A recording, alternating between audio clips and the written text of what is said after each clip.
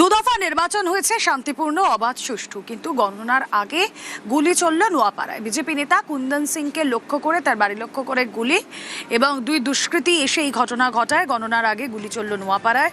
BJP নেতা কুন্দন সিং এর বাড়ির সামনে গুলি, বাইকে এসে গুলি দুই দুষ্কৃতী। কুন্দন সিংকে টার্গেট করে গুলির অভিযোগ। সিসি ক্যামেরা ফুটেজ খতিয়ে দেখছে পুলিশ।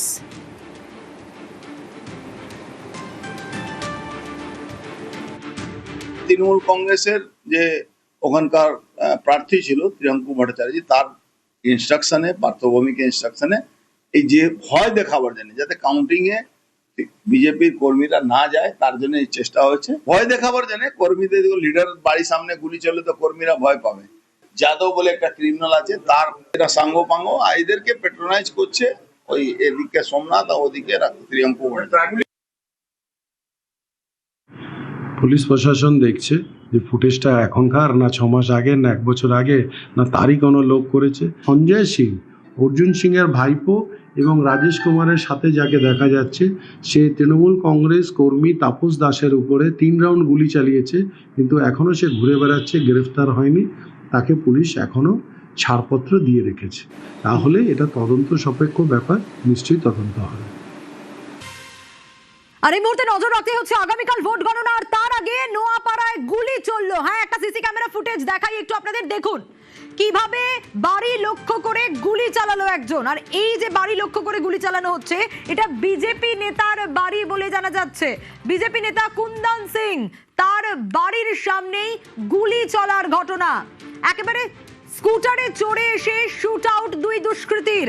আরো বিস্তারিত অরুণের কাছ থেকে জানতে পারবো। অরুণ, এই দুই দুষ্কৃতী কারা, চিহ্নিত করা গেছে?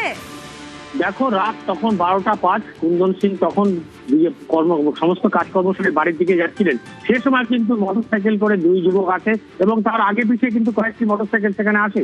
এরপরই তাকে বাড়ি লক্ষ্য করে কিন্তু গুলি চালানো হয়, এবং গুলি চালাবার পর টাকায় পরিষ্কার বোঝা যাচ্ছে পিস্তলটি তার পেছনে আবার গুঁজে নেওয়া হলো। তারপর সেখান থেকে পালিয়ে যায়। এই ঘটনায় কিন্তু তিনি বলছেন, আমি বিজেপি করি এবং আতঙ্কিত হারবে তৃণমূল, সেই কারণেই এই গুলি চালিয়েছে বলে দাবি করেছেন তৃণমূল। বলছে যারা বিজেপি করে তারা প্রাণের ভয় পায় না, কিন্তু আমার বাড়িতে এইভাবে লক্ষ্য করে গুলি চালানো। এই কিন্তু তোমার নোয়াপাড়া থানায় কিন্তু অভিযোগ দায়ের করা হয়েছে। ঘটনাস্থলে পুলিশ এসছে। কে বা কারা এই সিসি ফুটেজ দেখে তাদের কিন্তু পরিষ্কার তাদের চেনা যাচ্ছে। এখন পুলিশ তাদের কিভাবে ধরে, কখন ধরে, সেটা কিন্তু দেখার অপেক্ষায়। সেক্ষেত্রে অরুণ, আরেকবার একটু তোমার কাছ থেকে জানতে চাইবো যে এখনো পর্যন্ত পুলিশি তদন্তে কি উঠে আসছে? দেখো, যে সিসি ফুটেজ কিন্তু পুলিশ দেখেছে, যে সিসি ফুটেজে দেখা যাচ্ছে যে ছেলেটি গুলি করার পর পিস্তলটি কোমরে গুঁজে আবার সে বেরিয়ে যাচ্ছে। এই ফুটেজ ধরেই কিন্তু পুলিশ এগোবার চেষ্টা করছে, এবং এর সঙ্গে কারা জড়িত, কে এসেছিল রাত্রিবেলায়, আরো সিসি ক্যামেরা পরিষ্কার ছবি আছে কিনা সেটা কিন্তু পুলিশ এলাকায় খতিয়ে দেখছে।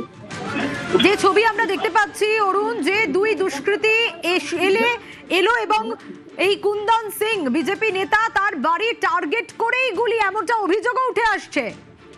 একদমই তাই। দেখো, কুন্দন সিং পরিষ্কার বলছেন, তখন ঘড়িতে রাত্রি 12টা 5।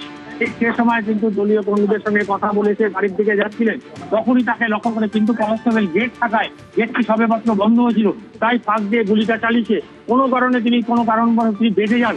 তিনি কুন্দন সিং স্বামী ছিলেন, তার তিনি গুলির গায়ে লাগতে পারতো, কিন্তু তিনি বেঁচে যান।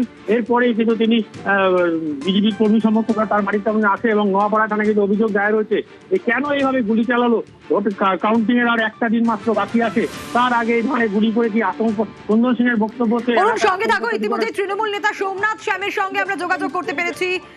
তার আগে অর্জুন সিং কি বলেছেন একটু শোনাবো। ভয়ে এরা যেতে দিতে চায়। রাত 12টার সময়। কোন প্রার্থী দাদা? সরাসরি প্রিয়াঙ্কু ভট্টাচার্য। 1 রাউন্ড গুলি চলেছে। নোটোরিয়াস ক্রিমিনাল, এদেরকে ইলেকশন ডে অফ ইলেকশন করা হয়েছিল। যাদব বলে একটা ক্রিমিনাল আছে, তার সাঙ্গপাঙ্গ এদেরকে পেট্রোনাইজ করছে। ওই এদিকে সোমনাথ আর ওদিকে প্রিয়াঙ্কু। সোমনাথ শ্যামের সঙ্গে আমরা যোগাযোগ করতে পেরেছি। নিউজ 18 বাংলায় আপনাকে স্বাগত জানাবো। স্টুডিও থেকে সোনিয়া কথা বলছিলাম। অর্জুন সিং এর বক্তব্যটাও আপনাকে শোনানোর চেষ্টা করলাম, কি বলবেন? দেখুন, ব্যারাকপুর লোকসভার অন্তর্গত 14 লাখ মানুষ, সবার সাথেই আমার ভালো সম্পর্ক, একমাত্র অর্জুন বাদে। তো সবাই আমার লোক, সবাই তৃণমূল কংগ্রেসের সমর্থক, যে যাই পার্টি করুক, আমরা তাদের সাথে সুসম্পর্ক রাখি।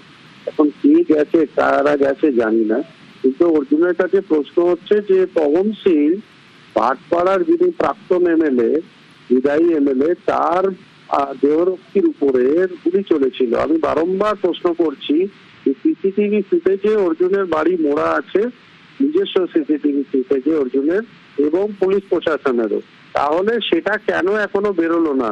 আমি দায়িত্ব নিয়ে বলছি, ওই গুলি অর্জুনের নিজস্ব লোকেদের হাত থেকে কক করতে যে লেগেছে, এটা প্রমাণিত হবে আগামী দিনে যদি তদন্তটা সঠিকভাবে হয়।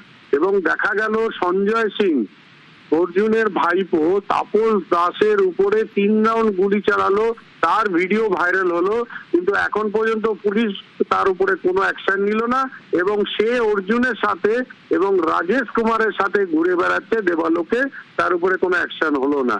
এখন কে বা কে দূর থেকে গুলি ছুড়েছে, না পুরনো ফুটেজ না নতুন ফুটেজ, সেটা তো কেউ জানে না, তদন্ত করে দেখতে হবে।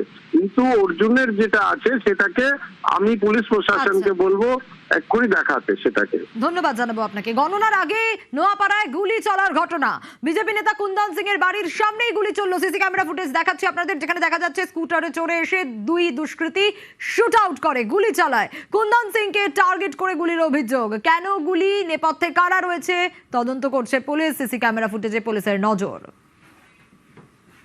হেডলাইন্স।